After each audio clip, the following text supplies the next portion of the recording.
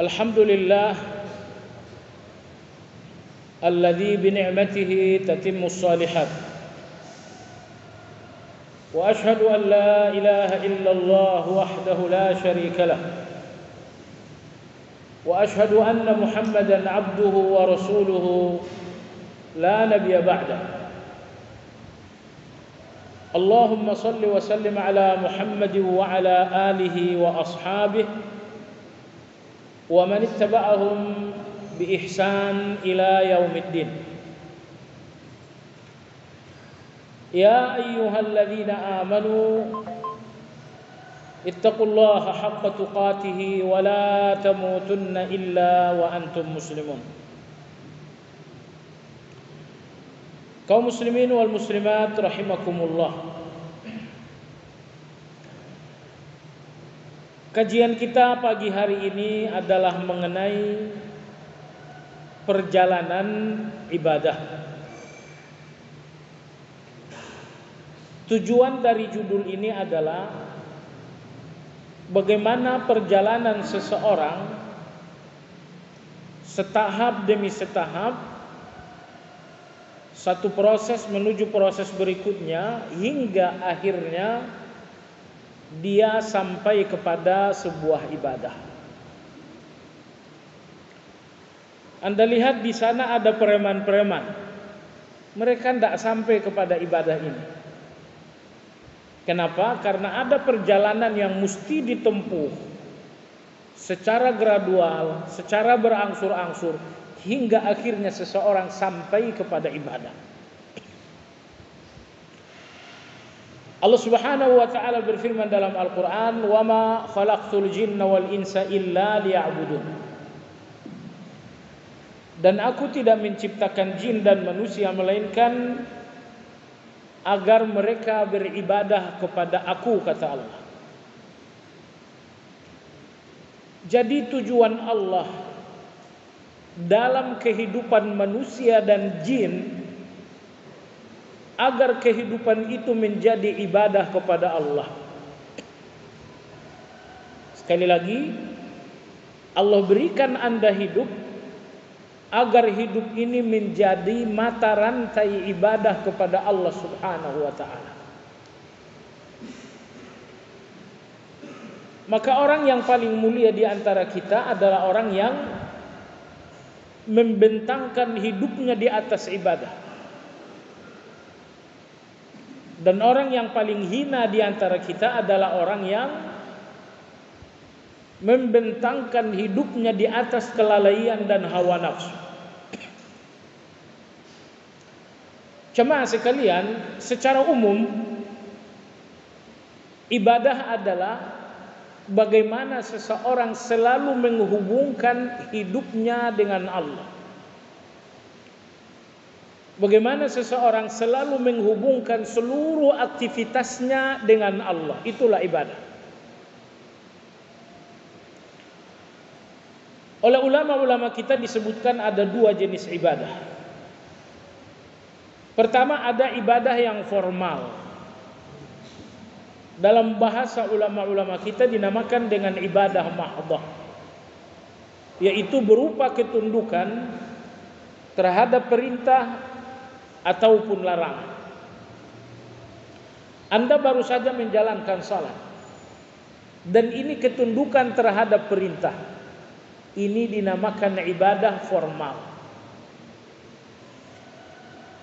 Tiba-tiba misalnya Anda ditawari pinjaman riba, dan Anda tahu bahwa riba dikutuk dan dilarang oleh Allah.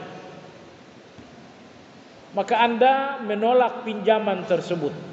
Itu namanya ketundukan terhadap larangan. Itu pun ibadah. Jadi ibadah formal atau ibadah mahdhah terkadang berupa ketundukan terhadap perintah, terkadang berupa ketundukan terhadap larangan-larangan Allah Subhanahu wa taala. Masalahnya jemaah sekalian, kalau ibadah itu hanya sebatas ketundukan terhadap perintah dan larangan, maka akan banyak sekali ruang-ruang kehidupan kita yang tidak bernilai ibadah. Misalnya Anda pergi ke pasar, itu tidak ada perintah dan tidak ada larangannya, alias boleh. Misalnya Anda berbisnis, itu pun tidak ada perintahnya, juga tidak ada larangannya, berarti boleh. Jadi aktivitas keseharian kita, Anda makan, Anda minum, Anda berbisnis, Anda tidur, Anda bergaul, ini semuanya dinamakan boleh atau mubah. Boleh karena dia tidak diperintah dan tidak dilarang. Kalau diperintah itu berarti wajib atau sunnah. Kalau dilarang itu berarti makruh atau haram. Nah, mayoritas aktivitas keseharian kita diizinkan dan dibolehkan, tidak diperintah dan tidak dilarang. Misalnya Anda berolahraga, apakah ada perintah? Nggak ada perintahnya secara khusus. Nah, mayoritas aktivitas keseharian kita adalah ruangan-ruangan mubah. Mayoritas adalah perbuatan-perbuatan yang boleh, bukan perintah, bukan terlarang. Nah, lantas jamaah sekalian, disinilah agama mengajarkan Anda niat agar setiap perilaku dan aktivitas yang pada dasarnya mubah menjadi ibadah. Mandi itu mubah, tidak ada nilai pahalanya, juga tidak ada nilai dosanya. Tapi ketika Anda kemudian berniat karena Allah, saya mandi supaya sholat nanti lebih rajin, lebih semangat. Anda mandi dengan satu niat yang diridhoi oleh Allah, agar sholat menjadi semangat. Jadilah mandi Anda ini ibadah. Bukan mandinya yang ibadah, tapi tujuan dan niat Anda dengan mandi itu. Anda berbisnis, itu bebas nilai, tidak diperintah juga tidak dilarang, boleh. Tapi bisakah Anda mengelola kegiatan bisnis ini menjadi ibadah? Jawabannya bisa, dengan niat. Kenapa Anda berbisnis?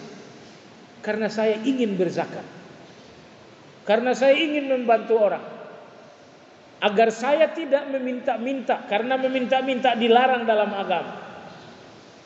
Saya juga ingin naik haji, saya juga ingin umrah setiap bulan. Jadi ketika bisnis ini diniatkan untuk tujuan-tujuan yang diridhoi oleh Allah, jadilah bisnis itu ibadah.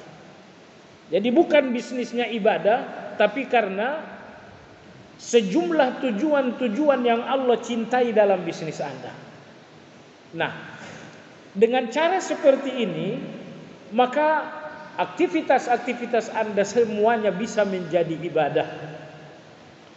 Hanya dua aktivitas yang tidak bisa menjadi ibadah dengan niat dan tujuan yang baik, karena memang tidak bisa diniatkan dengan tujuan yang baik. Pertama adalah maksiat, dosa. Bisakah satu dosa menjadi ibadah karena diniatkan kebaikan? Enggak bisa. Misalnya seperti Robin Hood, saya mencuri dulu untuk membantu orang fakir miskin. Semua dosa tidak akan menjadi ibadah dengan niat yang baik. Lalu yang kedua, ada juga aktivitas sesungguhnya bukan dosa, tapi memang tidak mungkin diniatkan kebaikan. Contoh, Anda mancing dari jam 8 pagi sampai jam 4 sore. Mancing, begitu dapat ikan dilepas lagi. Mancing lagi, begitu dapat ikan dilepas lagi. Sehingga sampai sore Anda punya skor, saya berhasil memancing sebanyak 100 ikan misalnya, dan dapat hadiah untuk hal itu. Nah, memancing seperti ini jamaah sekalian, bisakah diniatkan karena Allah? Enggak, karena tidak ada yang dicintai Allah dengan gaya mancing seperti itu. Kecuali kalau Anda memancing untuk dapat ikan, lalu dijual, lalu dimakan, itu bisa jadi nilai ibadah.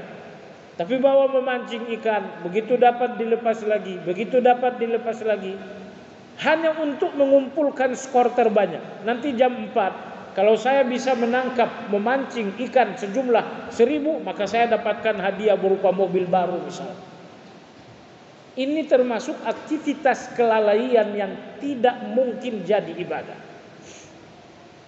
Contoh kedua, Anda duduk misalnya sejam 2 jam di depan televisi untuk mengikuti cerita dusta yang dikemas dalam sinetron. Kan sinetron itu tidak ada cerita yang benar. Walaupun katanya diangkat dari diangkat dari kehidupan nyata, tapi kehidupan nyata begitu jadi sinetron itu hanya 30%. 70%-nya adalah dusta. Coba sekalian,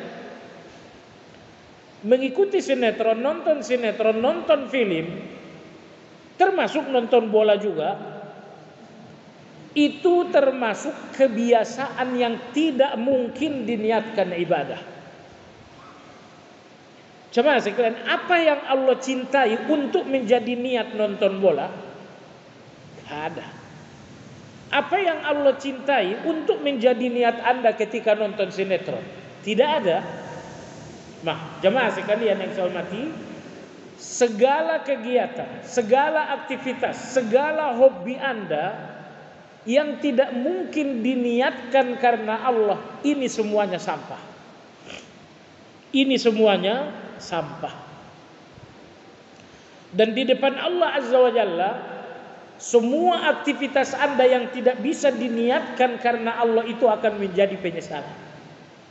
Nah, sampai di sinilah jemaah sekalian ingin kita sampaikan bahwa kehidupan orang beriman itu cuma 2. Kehidupan yang pertama adalah kehidupan ibadah berupa ketundukan terhadap perintah dan larangan. Kehidupan yang kedua adalah kehidupan ibadah karena meniatkan kebaikan-kebaikan. Dia bergaul karena niat bergaulnya karena Allah, maka dia bergaul hanya dengan orang-orang saleh. Maka dia bergaul hanya dengan orang-orang yang akan membawa manfaat untuknya. Bergaul dengan orang yang menasehatinya, bergaul dengan orang yang memberikannya support kebaikan, bergaul dengan orang yang mengajaknya untuk beribadah kepada Allah Azza wa Jalla. Tapi kalau bergaulnya hanya dengan orang yang banyak uang, karena banyak di antara kita sangat senang sekali kalau punya kenalan dan bergaul dengan orang-orang banyak uang. Itu kawan saya, kamu tahu nggak, penghasilan seharinya 50 miliar. Cuma sekalian, pergaulan Anda dengan alasan dia banyak uang, dia adalah pejabat, ini bukan pergaulan karena Allah. Ini pergaulan sampah. Jadi pastikan seluruh aktivitas Anda adalah aktivitas yang bisa diniatkan karena Allah. Kenapa demikian? Jemaah sekalian, tidaklah bernilai sebuah kehidupan kecuali ketika diniatkan karena Allah Azza wa Jalla. Contoh, seseorang yang nonton sinetron, apakah ini memiliki nilai? Gak ada nilainya sama sekali. Atau misalnya seseorang yang sibuk membangun kolega dengan pejabat dan orang-orang kaya, apakah ini memiliki nilai? Jawabannya enggak ada. Semua perilaku, semua kegiatan, semua kecenderungan, semua hobi tidak memiliki nilai dan tidak pula memiliki kehormatan kecuali kalau dia diniatkan karena Allah. Semua yang tidak bisa diniatkan karena Allah itu enggak punya nilai. Dan kita jamaah sekalian ingin kehidupan yang terhormat, Kita ingin kehidupan yang penuh nilai kemuliaan. Dan itu hanya apabila kebiasaan, perilaku dan aktivitas Anda sesuatu yang bisa dihubungkan dengan Allah melalui niat. Saya bergaul dengan fulan dengan niat dia akan memberikan saya motivasi untuk ibadah. Ini terhormat, pergaulan yang bernilai, karena ini pergaulan yang ada hubungannya dengan Allah. Saya berbisnis supaya hasilnya saya bisa sedekah. Ini kegiatan yang terhormat, karena ini adalah kegiatan yang ada hubungannya dengan Allah Azza wa Jalla. Kesimpulan, pastikan bahwa seluruh kehidupan Anda, aktivitas Anda ada hubungannya dengan Allah agar semuanya bernilai ibadah. Dalam salah satu zikir iftitah, Anda berikrar dengan ikrar ibadah. Inna salati wa nusuki wa mahyaya wa mamati lillahi rabbil alamin. Sesungguhnya salatku, wa nusuki dan seluruh ibadahku, termasuk hewan korban sembelihanku, wa mahyaya dan kehidupanku, wa mamati dan matiku, lillah, untuk Allah dan karena Allah. Nomor 1 dan nomor 2 Anda sukses. Salat Anda untuk Allah, ibadah Anda untuk Allah. Tetapi nomor 3 dan nomor 4, wa mahyaya, kehidupanku untuk Allah. Ini yang masih pada tahap perlu perjuangan. Karena masih sangat banyak bagian-bagian hidup kita yang lalai. Bagian-bagian hidup yang tidak dihubungkan dengan Allah melalui niat. Hari ini hari puasa, Ramadan. Di bulan Ramadan biasanya orang punya kecenderungan tidur. Kalau tidur Anda tidur sekedar tidur, itu nggak akan ada nilai kemuliaannya. Anda gagal menegakkan wa mahyaya wa mamati lillah, hidupku untuk Allah. Tapi kalau misalnya Anda tidur, tujuan Anda adalah untuk kekuatan menjalankan tarawih. Ini berarti tidur yang ada hubungannya dengan Allah. Sebab tarawih itu diperintah oleh Allah Azza wa Jalla. Lalu Anda mengumpulkan energi dan kekuatan untuk tarawih melalui tidur. Maka ini adalah tidur yang ada hubungannya dengan Allah. Ini tidur kemuliaan, kehormatan dan penuh dengan nilai kemuliaan. Walhasil jamaah sekalian, pastikan semua yang Anda lakukan adalah perbuatan yang dihubungkan dengan Allah. Jamaah sekalian, ketika seseorang tidak pernah lalai menghubungkan segala perilaku, bahkan segala perkataannya dengan Allah, saat itulah manusia menjadi sosok-sosok yang suci. Suci dalam arti kata jauh dari dosa. Jadi kapan saya dan Anda jatuh kepada dosa? Ketika saya melakukan sesuatu bukan karena Allah. Ketika saya berbicara bukan karena Allah, ini muncul dustanya. Ini nanti akan muncul ghibahnya, gunjingnya.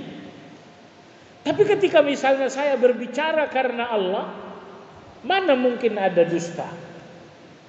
Tidak mungkin akan ada ghibah. Jadi sangat indah sekali ketika agama menghendaki seluruh kehidupan kita harus dihubungkan dengan Allah melalui niat-niat yang baik agar seluruh kehidupan kita ini bersih dari dosa. Karena hanya perkataan dan perbuatan yang tidak dihubungkan dengan Allah yang kemudian bisa menjadi dosa kepada Allah Azza wa Jalla. Baik jemaah sekalian yang saya hormati. Lalu ibadah ini, ibadah kepada Allah Azza wa Jalla, baik ibadah formal ataupun ibadah yang non formal. Ada manusia yang menjalankan ibadah sedapatnya. Dan inilah rata-rata manusia. Tapi kemudian ada segelintir manusia-manusia yang super cerdas. Mereka inilah orang-orang yang sangat berpeluang untuk memasuki surga. Siapa itu? Mereka tidak cuma menjalankan ibadah secara umum, tapi mereka pun berusaha memiliki ibadah-ibadah khas yang tidak dimiliki siapapun kecuali oleh mereka. Maksud saya begini, kalau Anda salat zuhur, semua orang juga salat zuhur.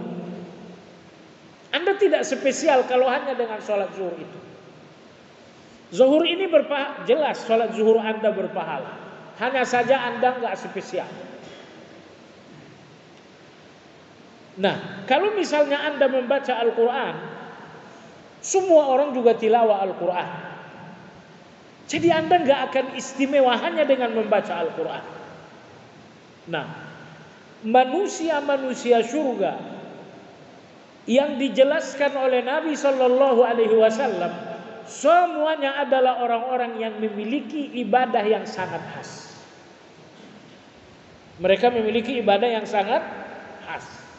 Contoh, Nabi kita ceritakan seorang pelacur diampuni oleh Allah dan tentu saja masuk surga. Karena ada satu ibadah yang sangat khas. Hanya dia yang melakukannya dan tidak ada yang melakukannya selain dia, yaitu memberikan air minum kepada seekor anjing. Itu ibadah yang sangat khas. Contoh yang kedua, Nabi kita Shallallahu Alaihi Wasallam bersabda, ada seseorang di surga berbolak-balik berjalan ke sana kemari, hilir mudik di surga. Siapa dia? Kata Nabi SAW, dia adalah seorang yang menemukan ranting kayu jatuh di jalan masyarakat. Dan ranting ini sangat mengganggu lalu lintas masyarakat. Lalu kemudian ia menyingkirkan ranting itu sehingga orang pun berlalu dengan nyaman. Kata Nabi SAW, laki-laki ini di surga. Karena apa? Karena satu ibadah yang sangat khas. Satu ibadah yang rata-rata tidak dilakukan oleh orang. Contoh yang ketiga, hadis riwayat Imam Muslim. Nabi Shallallahu Alaihi Wasallam bercerita, nanti pada hari kiamat ada seseorang yang akan disidang oleh Allah. Kemudian Allah bertanya kepada malaikat, coba kalian lihat kebaikan. Malaikat mengatakan, ya Allah, tidak ada sama sekali kebaikannya kecuali satu. Tidak ada salat, tidak ada tilawah, tidak ada puasa. Tapi ada satu kebaikannya. Apa itu? Ternyata laki-laki ini punya kebiasaan mempiutangkan orang-orang susah. Dan kalau hutang-hutang ini telah jatuh tempo, lalu orang-orang susah ini tidak bisa membayar, laki-laki ini biasanya memutihkan, anggap lunas. Ya sudah, kalau kamu nggak bisa bayar, biar. Ternyata inilah kebiasaan laki-laki ini sepanjang hayat. Tidak pernah kapok, nggak pernah bosan mempiutangkan orang. Kita kalau hari ini ada yang utang dan nggak bayar, besok dia datang utang lagi, aduh, kita bukakan pintu pun kita udah nggak mau. Karena kita melihat hutang piutang ini hanya urusan kepentingan. Coba kalau Anda memahami hutang piutang ini adalah ibadah yang sangat agung. Nabi Shallallahu Alaihi Wasallam bersabda, "Man naffasa an mu'minin kurbatan min kurabi dunya, naffasallahu anhu kurbatan min kurabi yaumil qiyamah." Siapapun di antara kalian yang mampu melepaskan kesulitan seorang mukmin, Allah akan melepaskan kesulitanmu di hari akhirat. Ini yang terjadi dengan laki-laki ini. Sepanjang hayat ada satu kesungguhan melepaskan orang-orang susah dari kesulitan. dipiutangkan. Dan ketika tidak bisa bayar hutang, lalu dimaafkan dan dianggap lunas. Sesuai dengan janji Nabi SAW, siapa yang melonggarkan kesulitan orang yang sedang susah, Allah akan melonggarkan kesulitannya pada hari kiamat. Laki-laki ini betapa sesungguhnya dia sangat susah di hari kiamat. Sholat tidak ada, puasa pun tidak ada. Laki-laki ini sesungguhnya hancur di depan Allah Azza wa Jalla. Tapi karena sepanjang hayat dia melonggarkan orang-orang yang susah, dia menolong orang-orang yang sedang sulit, maka Allah Subhanahu wa taala berfirman, "Nahnu ahaqqu bidzalika minhum." Kata Allah Subhanahu wa taala, kalau dia sepanjang hayat selalu melapangkan orang-orang yang sempit, membantu orang-orang yang sedang sulit, saya, kata Allah, lebih berhak melakukan itu kepada dia. Maka Allah mengatakan masukkan dia ke dalam surga. Jadi Anda lihat, laki-laki ini masuk surga, laki-laki ini dapatkan ampunan hingga pintu surga pun terbuka, bukan karena ibadah umum, karena salat, karena puasa, karena zakat, bukan. Tetapi karena sebuah ibadah yang sangat khas. Karena sebuah ibadah yang rata-rata manusia mengabaikan. Maka oleh sebab itu jamaah sekalian yang saya hormati, cobalah Anda berpikir, cobalah Anda lebih cerdas lagi, kira-kira ibadah apa yang kira-kira lazim diabaikan oleh orang, dan sungguh-sungguhlah melakukannya sampai mati. Tapi jamaah sekalian, tidak berarti sholat ini tidak bisa menjadi ibadah khas. Tidak berarti tilawah ini tidak bisa menjadi ibadah khas. Anda bisa melakukan salat menjadi ibadah khas, Anda pun bisa membuat tilawah menjadi ibadah khas dengan kecerdasan Anda. Contoh, kalau Anda selalu salat berjamaah dan kebiasaan Anda adalah setengah jam sebelum masuk waktu Anda sudah di masjid, oh itu sholat jamaah yang sangat khas. Karena rata-rata orang ke masjid itu jelang qomat, azan masih di rumah, jelang qomat baru. Dan ternyata Anda selalu telah berada di masjid setengah jam sebelum azan. Sholat Anda khas. Baca Quran, sekedar baca adalah ibadah umum. Tapi Anda pasti bisa berpikir bagaimana agar tilawah saya menjadi sesuatu yang khas. Misal, setiap selesai salat 5 waktu 1 juz. Itu khas itu. Tilawah Anda tilawah yang khas. Karena jarang orang baca Quran selesai salat. Kalaupun baca Quran paling sehalaman 2 halaman, ternyata Anda mampu istiqamah baca Quran 1 juz setiap selesai salat. Ini berarti sehari Anda menyelesaikan 5 juz. Berapa hari untuk Anda khatam Al-Quran? Per minggu Anda khatam 1 kali. Artinya 1 bulan 4 kali. Artinya kalau setahun, berapa minggu setahun? Artinya setahun Anda khatam Quran sebanyak 53. Sebanyak 53 kali. Jadi jamaah sekalian yang saya hormati, berusahalah agar ibadah Anda bukan ibadah biasa, tapi ibadah luar biasa. Ikhtiarkan agar ibadah yang Anda lakukan memiliki kekhasan. Baik, jemaah sekalian yang saya hormati, apa yang dibutuhkan manusia untuk sampai kepada ibadah?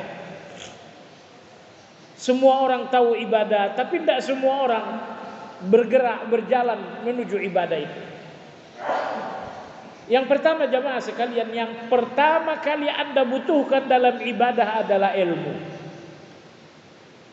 Anda lihat petani, Seseorang yang bertani hanya dengan cara-cara konvensional, hasil taninya biasa-biasa saja. Tapi ketika ada seorang sarjana pertanian bertani dengan ilmu dan pendidikan, ternyata dia mampu panen lebih banyak dan lebih sering. Biasanya orang panen 2 kali setahun, dia bisa panen 5 kali. Biasanya orang panen paling tidak hanya 1 ton, dia bisa panen 5 ton. Inilah pekerjaan berdasarkan ilmu, lebih maksimal. Begitu juga dengan ibadah ini. Anda tidak akan pernah maksimal dalam ibadah kalau ilmu Anda untuk ibadah itu adalah ilmu yang minimal. Ilmu yang minimal hanya menghasilkan perbuatan yang minimal pula. Tapi kalau ilmu Anda tentang satu ibadah adalah ilmu yang maksimal, maka Anda akan menjalankan ibadah yang sangat maksimal pula. Oleh sebab itu, modal pertama Anda untuk beribadah adalah ilmu. 2 ilmu yang Anda butuhkan di setiap ibadah. Ilmu yang pertama adalah ilmu tentang ibadah. Ilmu yang kedua adalah ilmu tentang yang diibadahi. Anda salat, Anda butuh ilmu tentang salat, rukunnya, syaratnya, sunnah-sunnahnya. Anda pun perlu untuk faham arti dan tafsir bacaan-bacaannya. Ini namanya ilmu tentang ibadah. Tapi ilmu tentang ibadah ini akan kering, tidak akan menghasilkan cita rasa sampai Anda pun punya ilmu tentang siapa yang Anda ibadahi dengan salat. Karena yang membuat ibadah-ibadah ini nikmat bukan ibadahnya, tapi karena yang diibadahi, yaitu Allah Subhanahu wa ta'ala. Misalnya ketika Anda salat, Allahu Akbar, Allah Maha Besar. Kemahabesaran Allah ini, Allah Maha Besar, inilah yang sangat nikmat. Nikmat sekali. Karena kemahabesaran Allah, Anda sadar Allah Maha Besar, keyakinan Anda tentang kemahabesaran Allah punya dampak, punya pengaruh, punya hasil. Jemaah sekalian, ketika Anda melihat seseorang yang besar, maka Anda menjadi kecil. Anda merasa diri Anda gak berarti di depan orang yang menurut Anda sangat besar. Padahal Anda orang yang sangat berarti, orang yang sangat mulia. Tapi jemaah sekalian, ketika kita melihat ada seseorang yang sangat besar, kita pun merasa kecil. Kita merasa diri kita sampah di depan orang ini. Kasihan sekali kehidupan seperti itu. Maka di dalam salat, Allahu Akbar, Allah Maha Besar. Semua selain Allah kecil. Ini presiden kecil, ini menteri kecil, ini camat, bupati, semuanya kecil. Kecil sama dengan saya. Mereka kecil bukan karena dikecilkan, tapi karena mereka kecil karena sama juga dengan saya. Karena besar itu hanya Allah Azza wa Jalla. Jadi jemaah sekalian, ketika zikir-zikir salat ini Anda fahami, muncul rasa nikmat karena zat maha agung di balik zikir itu, yaitu Allah Subhanahu wa ta'ala. Jadi inilah 2 ilmu yang pertama Anda butuhkan dalam setiap ibadah. Anda membutuhkan untuk ilmu tentang ibadahnya, dan yang kedua Anda pun harus punya ilmu tentang siapa yang Anda ibadahi. Karena kenikmatan ibadah tidak ada pada ibadahnya, tapi pada zat yang diibadahi. Maka orang yang mengenal Allah Azza wa Jalla, mereka mengibadahi Allah berbeda sekali dengan orang yang beribadah tanpa mengenal Allah. Jemaah sekalian, ulama-ulama kita mengatakan, seorang anak kecil wafat, anak seorang muslim ke surga atau ke neraka? Ke surga. Tapi seorang muslim dewasa wafat, sepanjang hidup pun sungguh-sungguh menjalankan amal saleh, dia pun ke dalam surga juga. Tapi surga yang pertama dan yang kedua, si anak kecil yang dengan dewasa, itu surga yang berbeda sekali. Kenapa demikian? Di antara jawabannya jemaah sekalian, anak kecil ini tidak mengenal Allah, kecuali hanya sekedar nama. Tapi orang yang dewasa ini, dia mengenal Allah. Maka surga untuk seseorang yang wafat setelah mengenal Allah tentu lebih tinggi daripada surga yang didapatkan seseorang tanpa mengenal Allah Azza wa Jalla. Jadi Anda jangan berpikir, coba kalau saya wafat waktu anak-anak, belum ada dosa. Ini saya udah dewasa, udah tua, dosa pun banyak. Anda nggak boleh berpikir seperti itu. Kenapa? Karena anak-anak ini memang nggak punya dosa, tapi mereka pun meninggal tanpa mengenal Allah. Anda walaupun Anda memiliki dosa, tapi Anda alhamdulillah mengenal Allah Azza wa Jalla. Kematian orang yang mengenal Allah meski dengan dosa lebih mulia daripada kematian seseorang yang tidak mengenal Allah meskipun tanpa dosa. Dan ingat, orang yang mengenal Allah kalaupun berdosa, gak mungkin dosanya banyak-banyak sekali. Karena dia mengenal Allah Maha Pengampun. Dia mengenal Allah Tawwab, Maha memberi taubat. Karena dia mengenal Allah, sehingga walaupun dia berdosa, dia kemudian bertaubat. Baik jemaah sekalian, ini dua ilmu pertama sekali yang Anda butuhkan dalam ibadah. Nah, jemaah sekalian yang saya hormati, ketika seseorang telah memiliki ilmu tentang cara ibadah, tentang bagaimana lebih maksimal dalam beribadah, lalu dia pun kemudian memiliki ilmu tentang zat yang dia ibadahi. Dia rukuk untuk siapa, dia sujud untuk siapa, dia menyanjung memuji dengan zikir-zikir untuk siapa. Ketika Anda memiliki dua ilmu ini, maka perjalanan ibadah yang kedua Anda membutuhkan taubat. Anda membutuhkan taubat. Kenapa? Tidak ada yang mengikat kaki seseorang untuk berjalan di atas ibadah kecuali dosa. Maka orang-orang yang banyak dosa menemukan hambatan yang sangat banyak untuk beribadah kepada Allah. Jadi jangan berpikir kenapa kadang-kadang rasanya berat melakukan salat, berat untuk bertilawah. Saya katakan sekali lagi, semua ibadah itu berat karena dosa. Orang-orang yang sedikit dosa akan ringan bagi mereka ibadah. Ringan salat malam, ringan berzakat, ringan bersedekah, ringan untuk tilawah Al-Quran. Tapi orang-orang yang banyak dosa, semua ibadah itu akan terasa sangat berat. Salat terasa berat, puasa terasa berat, dan selanjutnya. Seorang laki-laki bertanya kepada Imam Hasanul Basri. Beliau berkata, wahai Imam, saya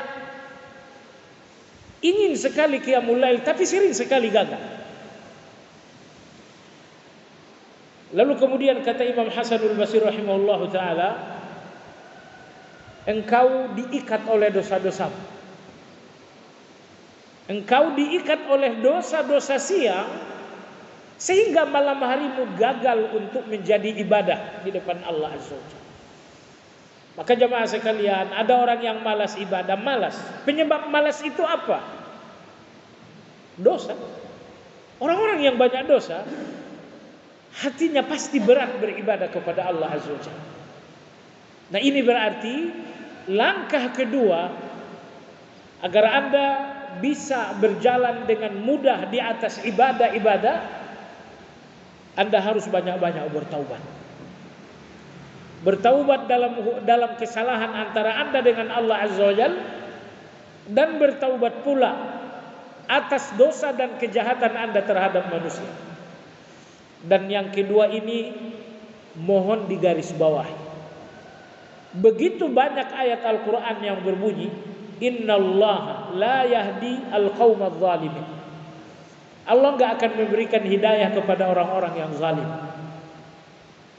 Allah tidak memberikan hidayah kepada orang-orang yang zalim. Kezaliman Anda kepada tetangga, kezaliman Anda kepada keluarga, dan orang yang paling sering kita zalimi kadang-kadang istri kita, waliyahulillah. Ternyata jamaah sekalian, kezaliman ini menghambat hidayah. Karena Allah berfirman, innallaha la yahdil qaumadz zalimin. Allah enggak akan memberikan hidayah kepada orang-orang yang zalim. Jadi kadang-kadang kita berpikir, kenapalah baca Quran ini terasa berat sekali. Ternyata kezaliman kita terhadap orang tua, ternyata kezaliman kita kepada kakak dan adik, mungkin juga kezaliman kepada tetangga kanan dan kiri.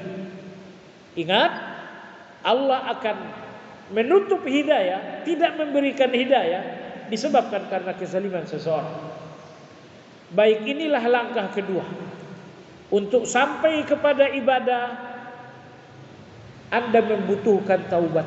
Taubat inilah yang membuka pintu-pintu ibadah. Karena orang yang banyak dosa akan terikat dengan dosanya sehingga nggak bisa berjalan menuju ibadah. Lalu kemudian jemaah sekalian, hal yang ketiga, langkah yang ketiga untuk Anda bisa beribadah kepada Allah, berjalan dengan mudah menuju ibadah kepada Allah Azza wa Jalla, langkah yang ketiga adalah melawan rintangan. Tidak ada ibadah tanpa rintangan. Rintangan itu kadang-kadang kesibukan. Ya, azan berkumandang, warung lagi rame-ramenya. Oh, itu rintangan itu. Lalu di antara rintangan ibadah itu pula rasa malas. Rasa malas, rintangan. Kalau rasa malas itu karena dosa, obatnya adalah taubat. Tapi kalau rasa malas itu memang karena sebuah rintangan, bukan karena dosa, maka obatnya adalah melawan. Jadi banyak rintangan-rintangan. Kalau Anda tidak melawan, Anda gak akan menang. Dan Anda gak akan mendapatkan ibadah-ibadah. Anda gak akan mendapatkan salat malam kalau Anda gak bisa melawan rintangan tidur. Anda gak akan bisa bertilawah lebih banyak lagi kalau Anda tidak melawan rintangan yang bernama malas. Ini yang dinamakan dengan mujahadah. Kesungguhan melawan rintangan. Ayat terakhir dalam surat Al-Ankabut, Allah Subhanahu wa taala berfirman, "Walladzina jahadu fina lanahdiyannahum subulan." Dan orang-orang yang bermujahadah. Apa itu mujahadah? Orang-orang yang melawan rintangan. Lanahdiyannahum subulana, akan kami berikan hidayah kepada jalan-jalan kami. Setiap ibadah adalah jalan menuju Allah. Allah berfirman, akan kuberikan petunjuk menuju jalan kami. Kita butuh petunjuk di dalam menuju sebuah jalan. Imam Ibnu Qayyim mengatakan, kita membutuhkan dua petunjuk. Petunjuk pertama adalah petunjuk menuju jalan. Petunjuk yang kedua adalah petunjuk di atas jalan. Petunjuk yang pertama, petunjuk menuju jalan. Kalau tidak ada petunjuk yang pertama ini, Anda tidak mengenal jalan. Anda nggak tahu bahwa salat itu adalah jalan menuju Allah. Anda nggak tahu bahwa mempiutangkan orang itu adalah jalan menuju ampunan. Maka petunjuk pertama Anda butuhkan petunjuk menuju jalan. Tapi yang tidak kalah pentingnya adalah petunjuk yang kedua, yaitu petunjuk di atas jalan. Ini tidak kalah pentingnya. Petunjuk di atas jalan yang pertama adalah ikhlas. Anda sudah sampai di jalan, ini adalah salat jalan menuju Allah, Anda membutuhkan petunjuk di atas jalan. Pertama ini harus ikhlas. Kalaupun Anda telah berada di atas jalan, kalau tidak ikhlas, perjalanan Anda gagal. Enggak akan sampai tujuan. Ingat jamaah sekalian, orang yang berhasil adalah orang yang sampai tujuan. Itu orang berhasil. Betapa lama pun seseorang kuliah, tapi kalau tidak sampai kepada tujuan, ini namanya gagal. Nah, puasa ini Anda jangan berpikir lapar dan dahaga itulah tujuan puasa. Tujuan puasa Allah katakan la'allakum tattaqun. Kalau puasa ini Anda sampai kepada tujuan, Anda berhasil, yaitu menjadi orang yang bertakwa. Jadi jamaah sekalian, banyak orang yang berjalan tapi sedikit yang sampai tujuan. Mereka berjalan dengan salat mereka menuju Allah tapi nggak sampai tujuan. Kenapa? Karena nggak ikhlas. Mereka berjalan menuju Allah melalui pintu puasa tapi nggak sampai tujuan. Nah, jadi orang-orang yang berhasil adalah orang-orang yang sampai tujuan. Jadi jangan berpikir lapar dahaga ada adalah tujuan dari puasa, karena tujuan dari puasa adalah takwa kepada Allah Azza wa Jalla. Baik, jadi petunjuk pertama, petunjuk menuju jalan. Kadang-kadang petunjuk menuju jalan ini membutuhkan teman-teman yang saleh. Ada teman yang mengatakan, ayo sholat. Jadilah teman ini petunjuk kita menuju jalan. Kadang-kadang petunjuk menuju jalan itu adalah istri kita atau anak-anak kita. Aslinya kita gak suka sholat, tapi begitu anak-anak kita yang masih TPA rajin sekali sholat ke masjid, ada rasa malu. Saya ayahnya tidak sholat, padahal ini anakku TPA sholat ke masjid 5 kali sehari semalam. Jadilah anak ini petunjuk Anda menuju jalan. Jadi petunjuk Anda menuju jalan boleh jadi berupa ilmu, boleh jadi berupa peristiwa, boleh jadi berupa manusia. Semalam saya ketemu dengan seseorang. Kata dia tahun 2014, saya pergi naik haji. Aslinya saya nggak bisa baca Quran. Sampai di Madinah kata dia, saya berusaha pergi ke Raudhah menjelang subuh. Artinya 2 jam sebelum azan subuh berkumandang saya telah berada di Raudhah itu. Semua orang kanan dan kiri baca Quran. Ada yang salat, ada yang berzikir. 2 jam menunggu waktu salat tanpa aktivitas, hanya duduk saja rasa-rasanya sama. Maka saya ambilkan mushaf. Untuk pertama kalinya saya membuka Al-Quran. Saya buka Al-Quran, menangis hati ini. Ternyata satu huruf pun gak ada yang saya kenal. Coba lihat jemaah sekalian, Allah menempatkannya dalam satu peristiwa yang membuatnya sadar. Dan akhirnya peristiwa inilah yang memberikannya petunjuk menuju jalan. Sesampainya di Indonesia, dia panggil anak paling tua, anak laki-laki. Lalu dia panggil anak nomor 2 perempuan. Dia mengatakan, mulai sekarang kalian berdua ajarin ayah ngaji bergantian. Cuman kalau anak saya yang laki-laki ngajarin itu straight, salah sedikit matnya langsung ketok lantai. Kalau anak saya yang perempuan toleransinya tinggi katanya. Jemaah sekalian, hasilnya apa? Hasilnya laki-laki ini sampai sekarang baca Quran 1 juz 1 hari, 1 juz 1 hari. Jadi maksud saya adalah petunjuk menuju jalan bisa berbentuk ilmu, bisa berbentuk pergaulan atau orang-orang yang saleh. Bahkan petunjuk menuju jalan itu pun bisa jadi berbentuk musibah. Allah berikan Anda musibah, Tapi musibah ini kemudian menyadarkan Anda sehingga Anda menemukan jalan menuju Allah. Jadi ulama-ulama kita mengatakan musibah membuatmu menangis tapi mengembalikanmu kepada Allah jauh lebih baik daripada nikmat membuatmu tertawa tapi membuatmu jauh dari Allah. Kita menangis dalam satu musibah, tapi kalau musibah inilah yang kemudian menjadi petunjuk jalan menuju Allah, musibah inilah yang kemudian menghasilkan kesadaran, musibah seperti ini bukan sesuatu yang mesti ditangisi. Memang Anda menangis untuk satu kehilangan dalam musibah, tapi mestinya Anda pun seharusnya sujud syukur karena musibah ini ternyata membuka pintu hidayah bagi Anda. Dan Allah Maha Bijaksana. Allah Maha Bijaksana karena Allah Maha tahu dengan cara apa seseorang bisa menemukan hidayah. Orang-orang tertentu tidak menemukan hidayah dengan nasihat, dengan kajian, dengan khutbah.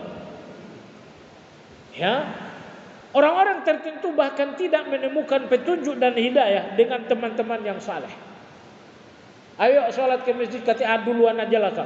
Enggak ikut dia ke masjid. Dan kalau Allah berkeinginan baik, Allah akan memberikannya musibah. Karena musibah sering sekali menjadi titik tolak seseorang untuk kembali kepada Allah Azza wa Jalla. Baik jemaah sekalian, maka dua petunjuk dibutuhkan. Pertama, petunjuk menuju jalan. Ini sangat penting. Dan yang lebih penting lagi adalah petunjuk di atas jalan itu. Setelah Anda sampai di atas jalan, inilah jalan salat menuju Allah, inilah jalan puasa menuju Allah, inilah jalan tilawah menuju Allah. Setelah Anda sampai di atas jalan, Anda membutuhkan petunjuk yang kedua. Petunjuk berupa ikhlas, petunjuk berupa istiqamah. Ya, sebab kalau salat tarawih misalnya, malam pertama, malam kedua, malam ketiga ramai masjid. Tapi makin ke ujung makin ramai di luar, bukan ramai di dalam. Jemaah sekalian, maka agama kita ini bijaksana. Kemuliaan Ramadan, mutiara mahal Ramadan tidak terletak di awal, tapi terletak di akhir. Supaya apa? Supaya tersaring siapa orang yang benar-benar jujur. Siapa orang benar-benar jujur? Orang-orang yang benar-benar jujur, mereka akan bertahan sampai ujung dan mereka dapatkan mutiara. Tapi orang yang tidak jujur, kenapa sholat ke masjid? Tetangga ke masjid. Kenapa ke masjid? Karena ramai-ramai ke masjid.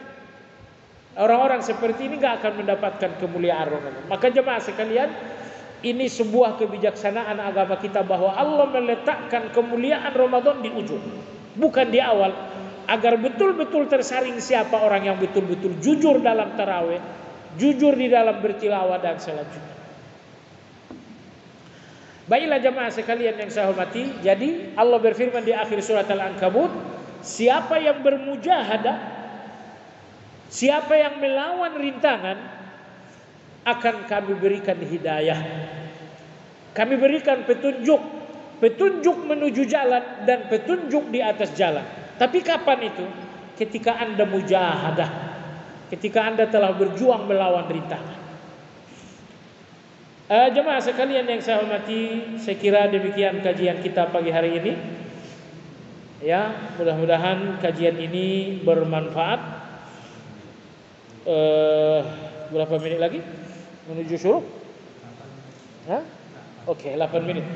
Ada waktu kurang lebih 8 menit bagi jemaah yang ingin bertanya, dipersilakan. Wallahu taala a'lam.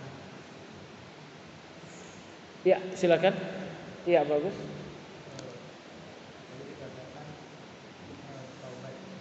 Ya.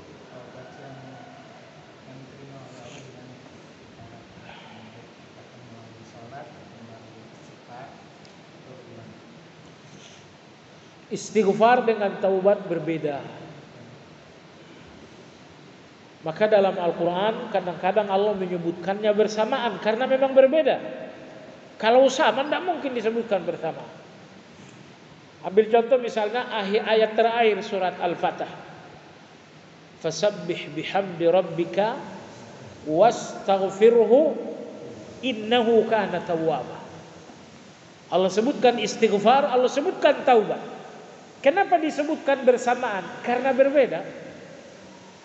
Sebab kalau istighfar dan taubat itu sama, nggak mungkin disebutkan bersamaan.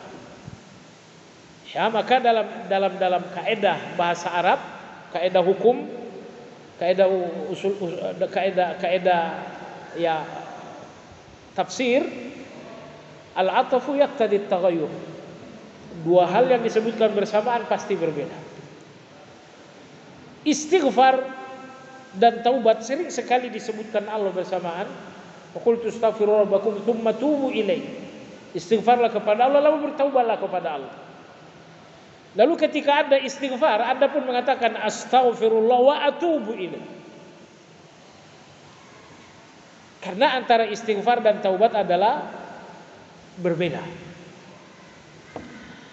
Istighfar jamaah sekalian terkait dengan yang telah berlalu. Kemarin Anda berdosa, istighfarlah. Kemarin Anda mengkhianati seseorang, maka istighfarlah, lalu minta maaflah. Maka istighfar itu terkait dengan kesalahan yang telah berlalu. Nah, adapun taubat itu terkait dengan kesalahan yang akan datang. Maka kalau misalnya Anda pada masa lalu Anda berdusta, taubat Anda adalah ketika dusta ini tidak terulang lagi untuk esok dan selanjutnya. Saya pernah menzalimi manusia baik, istighfarlah untuk yang telah berlalu. Dan taubatlah untuk yang akan datang. Maka jangan lagi terulang kezaliman ini esok dan selanjutnya. Banyak di antara kita yang berhasil istighfar, tapi gagal dalam taubat. Karena dosa masa lalu dia istighfar, tapi ternyata terulang lagi. Maka Anda lihat di antara rukun taubat adalah tidak mengulangi. Maka Imam Ibnu Qayyim dalam kitab Madarijus Salikin mengatakan istighfar untuk dosa yang sudah berlalu. Taubat agar dosa yang berlalu itu tidak terulang lagi. Lalu kenyataan di depan kita, banyak orang yang istighfar untuk dosa yang berlalu, tapi mereka tidak bertaubat sehingga dosa yang berlalu itu terulang lagi, terulang terus. Maka ketika Anda istighfar, astaghfirullah untuk semua yang berlalu. Wa atubu ilaihi untuk yang berlalu enggak akan terulang lagi. Gitu ya. Jadi berbeda antara istighfar dengan taubat. Jemaah sekalian yang saya hormati, lalu hal terpenting dalam taubat satu. Iya, rukun taubat itu ada 5. Rukun taubat yang pertama apa? Ikhlas. Rukun taubat yang kedua menyesal. Rukun taubat yang ketiga berhenti. Rukun taubat yang keempat minta maaf kepada orang. Rukun taubat yang kelima bahwa taubat itu dilakukan sebelum nyawa di kerongkongan. Kalau nyawa sampai kerongkongan Anda taubat udah nggak sah. Ini 5 rukun taubat. Tapi yang paling penting dari kelima rukun ini satu, yaitu menyesal. Maka Imam Sufyan bin Uyainah rahimahullah, beliau berkata, at-taubatu an-nadam. Taubat itu adalah menyesal. Taubat yang tidak membuat Anda menyesal itu bukan taubat. Nah, kenapa demikian? Apa yang membuat Anda berhenti dari dosa? Karena menyesal. Apa yang membuat Anda tidak lagi mengulangi dosa ini? Karena menyesal. Sehingga dari kelima rukun taubat ini yang terpenting adalah menyesal. Penyesalan inilah yang membuat orang-orang bertaubat itu menangis. Mereka meneteskan air mata. Jangankan menyesal dalam taubat, menyesal dalam kehidupan kita sehari-hari pun sering membuat kita menangis. Coba lihat anak kecil Anda katakan harus belajar sungguh-sungguh. Kalau enggak nanti kamu gagal. Ternyata anak kita gagal. Seperti apa anak ini di depan Anda menyampaikan penyesalan? Pastilah dia menangis untuk penyesalan. Jadi air mata orang-orang yang saleh di dalam bertaubat disebabkan karena penyesalan. Dan ajaib aja gitu ya, kalau ada orang yang menyesal dan gak ada air mata. Dia menyesal dan tidak ada air mata, ini malah petaka. Ulama-ulama mengatakan basuh dosamu dengan air mata penyesalan, karena air mata ini sangat berarti. Maka yang mengakibatkan air mata orang-orang bertaubat meleleh adalah penyesalan yang sungguh-sungguh, penyesalan yang jujur di depan Allah Azza wa Jalla. Jadi kan demikian, hal terpenting dalam taubat adalah menyesal. Penyesalan dalam taubat bukan satu hari, tapi penyesalan sampai mati. Misalnya Anda melakukan dosa A, Anda taubat, Anda menyesal. Kalau penyesalan ini untuk 2 hari saja, itu bukan taubat. Kapan penyesalan ini taubat? Penyesalan adalah taubat ketika penyesalan ini membersamai Anda sampai mati. Maka Anda jangan berpikir taubat itu sesuatu yang gampang, bahwa taubat itu adalah soal penyesalan 2 hari. Tidak. Maka orang-orang yang saleh jamaah sekalian, mereka salat, mereka sujud, teringat 20 tahun lalu pernah cinta monyet di pinggir kali atau di pinggir laut. Tidak bisa melanjutkan bacaan salat, menangis. Penyesalan membongkar kejahatan 20 tahun yang lalu. Baik jamaah sekalian, penyesalan ini yang membuat orang-orang bertaubat ini takut. Ya, ketika penyesalan membongkar kesalahan masa lalu, muncul rasa takut kepada Allah Azza wa Jalla. Nah, Yahya bin Mu'adz, seorang tabi'in, beliau mengatakan, rintihan istighfar seorang yang taubat jauh lebih mulia daripada tasbih seorang yang istighfar.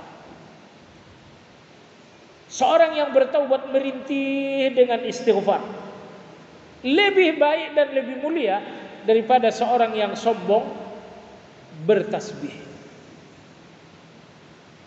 Jadi maksudnya antara tasbih dengan istighfar, kalau tasbih itu datang dari kesombongan gak akan berarti. Maka istighfar dari seorang yang merintihkan dosa di depan Allah lebih mulia daripada tasbih seorang yang istighfar. Ya, seorang yang bertasbih kepada Allah Azza wa Jalla. Baiklah jemaah sekalian, maka oleh sebab itu di antara ibadah dalam agama kita adalah menyesal. Anda jangan salah pasang penyesalan itu. Anda menyesali satu peristiwa, enggak ada gunanya. Allah berikan dalam fitrah kita penyesalan, fungsinya adalah untuk taubat. Adapun penyesalan yang enggak ada hubungannya dengan taubat, itu penyesalan yang defisit, enggak ada untung. Kenapa lah saya memilih tinggal di sini? Dia menyesal. Apa gunanya? Enggak ada gunanya. Satu-satunya penyesalan yang menguntungkan adalah penyesalan Anda dalam taubat. Dan semua penyesalan di luar taubat semuanya adalah penyakit. Wallahu ta'ala a'lam. Ada pertanyaan lain? Baik, demikian kajian kita, mudah-mudahan bermanfaat. Semoga Allah Azza wa Jalla memberi kita semangat yang semakin kuat untuk menuntaskan Ramadan ini menjadi lebih maksimal. Kita sudahi dengan zikir kafaratul majlis. Subhanakallahumma wa bihamdika asyhadu an la ilaha illa anta astaghfiruka wa atubu ilaik. Walhamdulillahirabbil alamin. Assalamualaikum warahmatullahi wabarakatuh.